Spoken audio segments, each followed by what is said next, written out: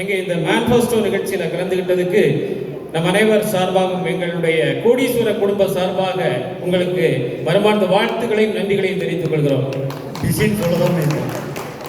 சரியா? ஆமாம். ஓகே. கோடீஸ்வர உறவுகளே, இப்போ நம்முடைய டாக்டர் சரவணகுமார் அவங்ககிட்ட நேரடியாக நம்ம வந்து நம்முடைய கேள்விகளை கேட்கலாம். நேரம் கம்மியாக இருக்கு.